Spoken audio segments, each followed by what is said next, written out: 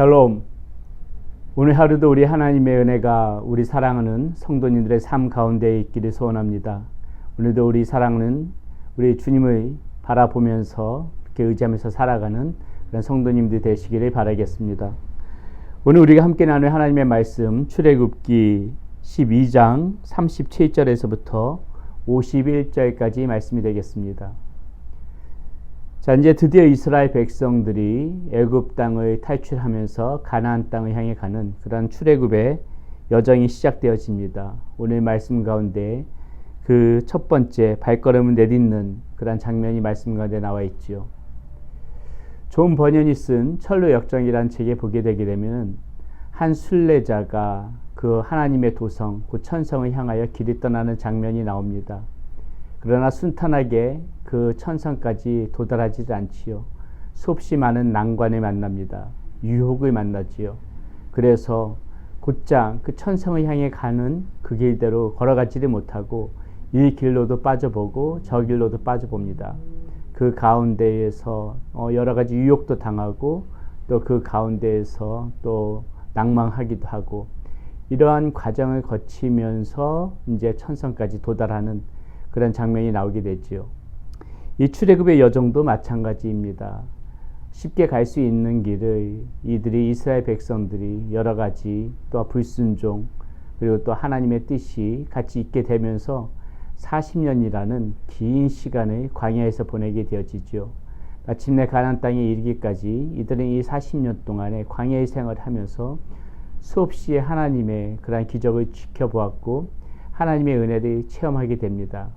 이제 이 출애굽 과정 우리가 하나하나씩 말씀을 보면서 그러한 여러 여정 가운데 있었던 하나님의 손길을 우리가 살펴볼 터인데요. 자, 오늘 이 첫 번째 길이 떠나는 여정 가운데 어떤 장면들이 펼쳐지는지 오늘 말씀 가운데 한번 살펴보도록 하겠습니다. 먼저 37절에 보니까는 이들이 길이 떠난 사람들의 숫자가 나오는데요.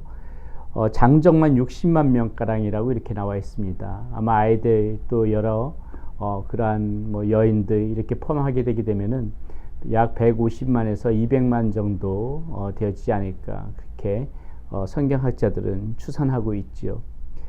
자, 여기서 보게 되면은요, 이 길이 떠나는 사람들이 이스라엘 백성들만 있는 것도 아닙니다. 38절에 보니까 이렇게 나오죠. 수많은 잡족과 양과 소와 힘이 많은 가축이 그들과 함께 하였으며 이렇게 나옵니다. 예, 가축은 당연히 이제 이 이스라엘 백성들이랑 떠나는 것은 당연한데 여기서 보니까는 수많은 잡족이라고 표현되어 있습니다. 자, 이것이 무슨 말입니까? 길을 떠나는 사람들이 이스라엘 백성들만 있었다는 것은 아니라는 것이죠. 이 보게 되게 되면은 이 잡족은 누구냐면요, 이 이스라엘의 이런 희생 그런 제사를 드리는 희생양으로 이렇게 제사를 드리는 그런 전례를 따랐던 애굽 사람들이 이 가운데 포함되어 있다는 것입니다. 곧 이방인들이 이 사람들 가운데 포함되어 있다는 것이죠. 이 사람들은 누구입니까? 이스라엘의 이 역사 가운데 행하시는 그런 하나님의 그런 손길을 다 목도한 사람들입니다.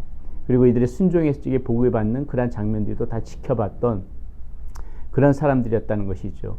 이 하나님의 역사를 지켜보면서 이들이 이스라엘 이 백성들과 길을 떠나는 그 과정 가운데 함께 했을 적에는 그 하나님을 따르겠다고 결심한 사람들이었을 것입니다.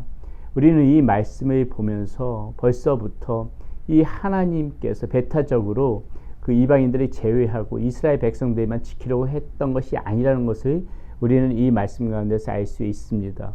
벌써 하나님의 이 원대한 계획 가운데에는 이방인들까지 하나님의 구원받는 백성으로 그렇게 품고 하나님께서 계획하시고 생각하셨다는 것이 오늘 말씀만 봐도 그 가운데서 알 수가 있죠. 이 수많은 잡족들이 이 출애굽하는 과정, 가나안 도성까지 가는 과정 가운데에 이 사람들이 함께 하였다는 것, 곧 이방인에게도 구원의 길이 벌써부터 열려졌다는 것을 우리는 오늘 말씀 가운데 알 수가 있는 것이죠. 자, 또 하나 우리가 여기서 생각해 보고 싶은 말씀이 있는데요. 39절에 이런 말씀이 나옵니다. 그들이 애굽으로부터 가지고 나온 발교되지 못한 반죽으로 무교병을 구웠으니 이는 그들이 애굽에서 쫓겨남으로 지체할 수 없었음이며 아무 양식도 준비하지 못하였음이었더라. 자, 이 무교병이 의미하는 것은요, 발교되지 못한 그러한 떡, 이것이 무엇을 의미하는 것이냐면은 이들이 급하게 그 땅을 떠났다는 것을 의미합니다. 이 빵이 발교되어지 시간까지 갖지 못할 정도로 급하게 이 애굽 땅을 빠져나오는 그러한 것을 상징하는 것이 바로 이 발교되지 못한 반죽으로 만들어진 이 무교병, 이것이라는 것이죠. 여러분, 이것이 무엇을 의미합니까?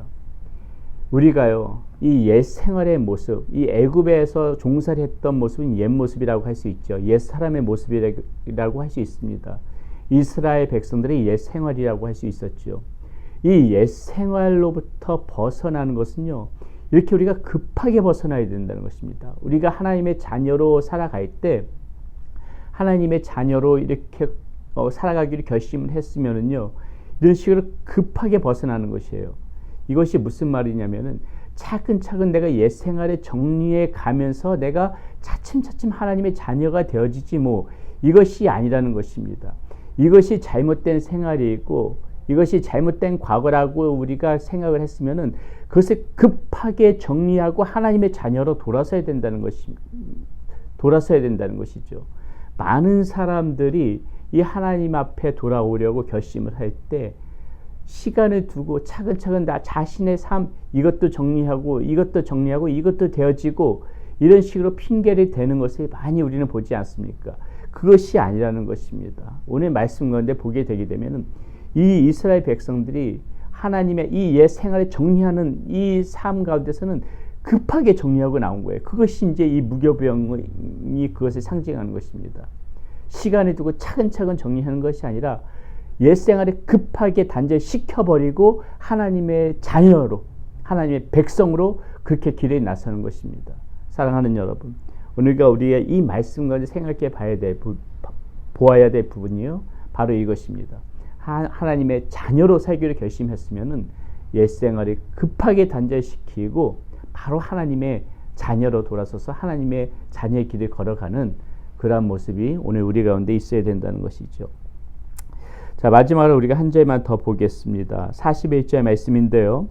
430년이 끝나는 그 날에 여호와의 군대가 다 애굽 땅에서 나왔은즉. 자, 이것이 무슨 말입니까? 이스라엘 백성들이, 자, 여러분 기억하시죠? 처음에 이 애굽 땅이 어떻게 이스라엘 백성들이 들어가게 됐습니까?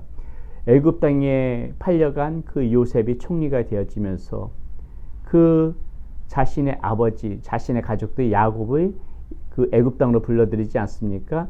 그것이 벌써 그때로부터 해서 지금 이 출애굽하는 과정까지가 430년이 지났다는 것입니다. 자, 이 430년이 끝나는 그 날에 여호와의 군대가 다 애굽 땅에서 나왔은즉. 자, 여기서 굉장히 이 말씀 가운데 굉장히 재미난 말씀이 나오는데요. 이스라엘 백성들 그냥 이스라엘 백성들이라고 표현하지 않고 오늘 말씀 가운데 뭐라고 표현하고 있습니까? 여호와의 군대가 다 애굽 땅에서 나왔다, 이렇게 지금 이야기하고 있습니다.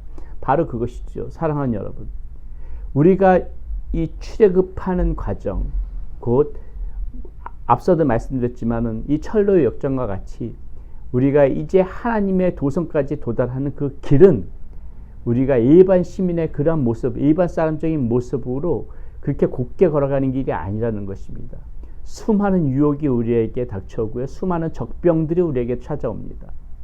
이 출애굽 과정도 마찬가지죠. 앞으로 살펴보겠지만은 이들이 절대로 순탄하게 걸어가지 못하지요.